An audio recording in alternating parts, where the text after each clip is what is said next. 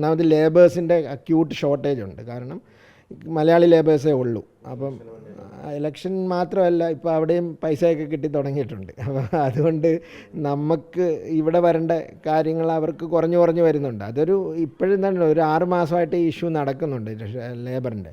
പക്ഷെ നമ്മളുടെ ഇവിടുത്തെ ട്രീറ്റ്മെൻറ്റും കാര്യങ്ങളും ഒക്കെ കൊണ്ട് അവർ നമ്മുടെ കൂടെ നിൽക്കുന്നതേ ഉള്ളൂ.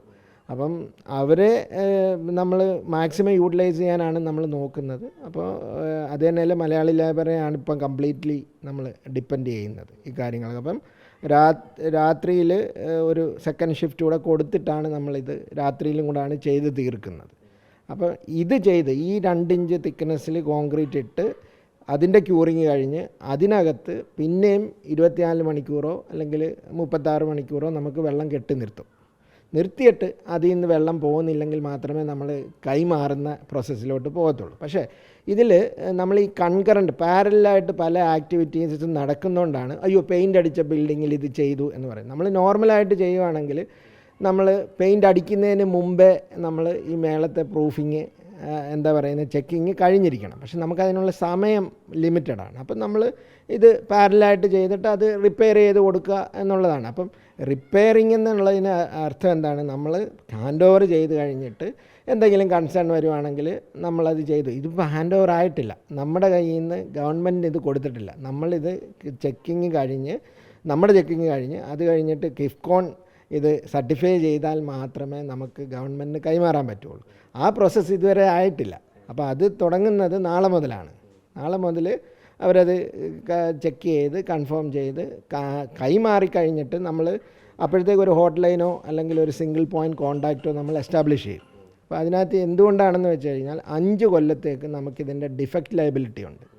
അതായത് ഇതിൽ നമ്മളുടെ കൺസ്ട്രക്ഷൻ്റെ ഇഷ്യൂ കാരണം എന്തെങ്കിലും പറ്റുന്നുണ്ടെങ്കിൽ അത് റെക്ടിഫൈ ചെയ്ത് കൊടുക്കേണ്ടത് നമ്മുടെ ചുമതലയാണ്.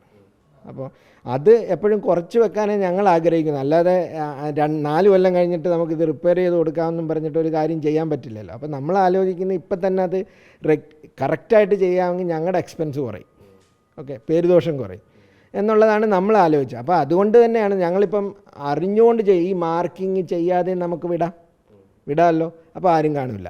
കറക്റ്റ്. ഈ വെള്ളം കെട്ടി നിർത്താതെയും നമുക്ക് പോകാം. കാരണം അന്നേരം ഈ വെള്ളം താഴോട്ട് വരില്ലല്ലോ.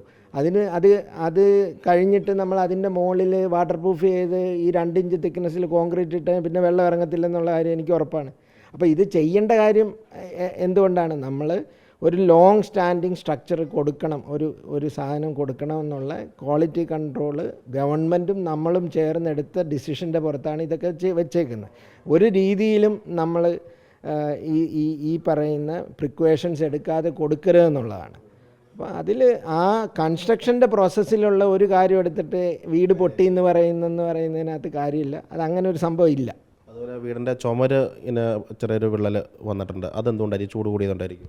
അവിടെയും നോക്കിയാൽ അറിയാം. നമ്മൾ ഈ കണ്ടിയൂട്ട്സ് ഉണ്ടല്ലോ, അതിനകത്തൂടെ പൈപ്പ്, ഇതിപ്പോൾ ആ വീട്ടിൽ മാത്രമല്ല നമ്മുടെ ഇവിടെ എല്ലാം വരുന്നുണ്ട്. കണ്ടിയൂട്ട്സുകൾ ഓടുന്ന സ്ഥലത്ത് നമ്മൾ ഈ പ്ലാസ്റ്ററിങ്ങുകൾ പൊട്ടുന്ന പരിപാടിയുണ്ട്. അത് നമ്മൾ ജനറലി ചെയ്യുന്നത് എന്താണ്? അതിനെ ക്ലീനാക്കി അതൊന്നുകൂടെ റെക്ടിഫൈ ചെയ്ത് കൊടുക്കും. അപ്പോൾ ഒരു പ്രാവശ്യം ഈ ക്രാക്സ് വന്നു കഴിയുമ്പോൾ വോളെന്ന് പറയുന്ന ലോഡ് ബെയറിംഗ് അല്ല, അതായത് ലോഡ് എടുക്കുന്ന വോളല്ല. കാരണം ലോഡ് ഇതിനകത്തൂടാണ് പോകുന്നത്. ഇതൊരു പാർട്ടീഷൻ വാൾ മാത്രമാണ്. ഏതാണെങ്കിലും പുറത്താണെങ്കിലും അകത്താണെങ്കിലും ഒരു പാർട്ടീഷൻ വാൾ മാത്രമാണ്. അതിൽ ലോഡോ കാര്യങ്ങളോ ഒന്നും വരുന്നില്ല. അതിൽ ആകെപ്പാടെ ഈ കോളത്തിൽ കൂടെ തന്നെയാണ് ലോഡുകൾ ഭൂമിയിലേക്ക് പോകുന്നത്.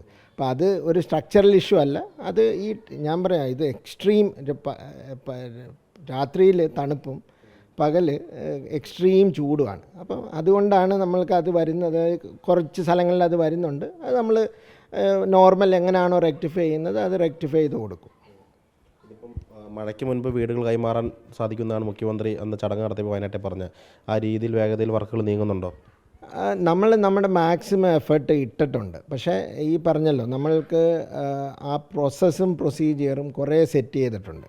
അപ്പോൾ ആ പ്രോസസ്സും പ്രൊസീജിയറും കഴിയാതെ നമുക്കിത് ഹാൻഡ് ഓവർ ചെയ്യാൻ പറ്റില്ല. അപ്പം നമ്മൾ യഥാർത്ഥത്തിൽ ഈ പോണ്ടിങ് ടെസ്റ്റ് തന്നെ കുറച്ച് ഡിലേ ചെയ്യിപ്പിക്കാൻ കാര്യം എന്താണെന്നറിയാം. തണുപ്പ് കാലത്ത് ചെയ്ത് കഴിഞ്ഞാൽ ഇത് അറിയില്ല വലുതായിട്ട്. ഓക്കെ, ചൂട് കാലത്താകുമ്പോൾ ഇതിനകത്ത് കുറച്ചുകൂടെ വികസവും ഇതൊക്കെ നടന്നു കഴിയുമ്പോൾ ഇത് കുറച്ചുകൂടെ ഒന്ന് നമുക്ക് അണ്ടർസ്റ്റാൻഡ് ചെയ്യും. അപ്പോൾ നമുക്കെന്താണെന്നറിയോ, നമ്മളൊരു വീട് ഒരു സീസൺ കഴിഞ്ഞിട്ട്, അതായത് ഒരു മഴക്കാലവും ഒരു ചൂടുകാലവും കഴിഞ്ഞിട്ട് കൈമാറുകയാണെങ്കിൽ ഇത്രയും ടെൻഷനില്ല. ടെൻഷൻ എന്തുകൊണ്ടാണ്? നമ്മൾ ചെയ്ത ഉടൻ തന്നെ കൈമാറുക എന്നുള്ളതാണ്. അപ്പം നമുക്ക് ഇതൊന്നും ചെയ്യാതെ, ഈ ബോണ്ടിങ് ടെസ്റ്റും കാര്യങ്ങളും ഒന്നും ചെയ്യാതെ നമുക്ക് കൊടുക്കാൻ പറ്റാത്തതുകൊണ്ടാണ് ഇത്തിരി ഒരു കാലതാമസം വന്നു പോയത്. നമ്മുടെ യഥാർത്ഥത്തിൽ നമ്മൾ തന്നെ കൊടുത്തതായിരുന്നു പ്രോമിസ്, ഇത് ഇങ്ങനെ ഈ ഡേറ്റിന് മുമ്പേ കൊടുക്കാമെന്ന്. പക്ഷേ ഈ ലേബറിൻ്റെ ഒരു അവൈലബിലിറ്റി ഒരു മേജർ കൺസേൺ തന്നെയാണിപ്പോൾ. നമ്മൾ മാത്രമല്ല, എല്ലാവരും അനുഭവിക്കുന്നുണ്ട്. പക്ഷേ ലേബർ തിരിച്ചു വരും എന്നുള്ള കണ്ടീഷനും, നമ്മൾ പലയിടത്തുനിന്നും ബസ് വിട്ട് വരെ നമ്മൾ ലേബറിനെ കൊണ്ടുവരാൻ നോക്കിയിട്ടുണ്ട്. പക്ഷേ ഇത്തിരി ഡിഫിക്കൽട്ടാണ്. ഇത് മുന്നോട്ട് പോകും തോറും അത് കേരളത്തിനൊരു പ്രശ്നം തന്നെ ആയിരിക്കും.